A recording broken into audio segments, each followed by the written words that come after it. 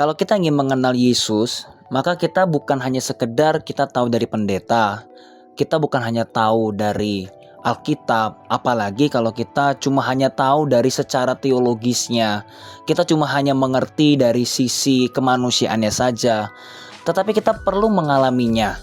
Bukan berarti bahwa orang-orang atau mungkin hamba-hamba Tuhan, pendeta misalnya, atau di Alkitab bahwa Yesus itu di situ kurang. Tidak sama sekali, Alkitab itu sudah cukup menceritakan tentang Yesus. Tetapi yang saya ingin katakan di sini adalah kita perlu mengalami Yesus itu sendiri. Supaya jangan sampai kita bukan hanya sekadar kita ke gereja, tetapi kita mengerti bahwa Tuhan di dalam gereja itu nyata. Apa yang membedakan Yesus dengan Allah yang lain? Apa yang membedakan Yesus yang saya sembah ini atau yang kamu sembah juga kalau kamu adalah seorang Kristen maupun juga alirannya yaitu Katolik, Pentakosta dan lain sebagainya, yang jelas kalau kamu percaya Yesus adalah Tuhan, kamu adalah orang Kristen.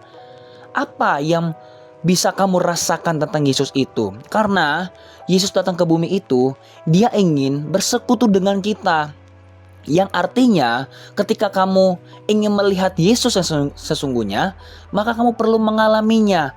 Bagaimana cara kita mengalaminya? Dengan cara hal kita percaya dulu. Kalau memang Yesus yang dikatakan Alkitab itu dia bisa membangkitkan orang mati, maka sekarang pun akan bisa kejadian orang bangkit dari kematian. Kalau dulu Yesus bisa menyembuhkan orang yang sakit, dia itu buta, dia itu lumpuh, bahkan sakit yang sampai sekarang pun orang-orang mungkin takut, misalnya contohnya kanker atau tumor, maka Yesus yang sama yang dulu disalibkan dan dia bangkit pada hari ketiga, dia pun sekarang ini namanya masih khasiatnya tetap sama.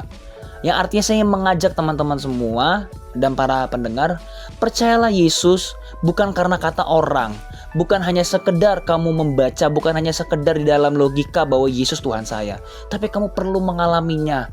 Karena Tuhan Yesus itu lebih rindu dekat kepadamu daripada kamu rindu dekat dengan Tuhan. Dan dia juga rindu buat dia memulihkan kamu. Dia rindu juga untuk memberitahukan perjanjiannya dengan kamu. Dia rindu supaya bukan hanya kamu saja yang diberkati, tapi keluargamu, teman-temanmu, sahabatmu, semuanya. Dia rindu sekali.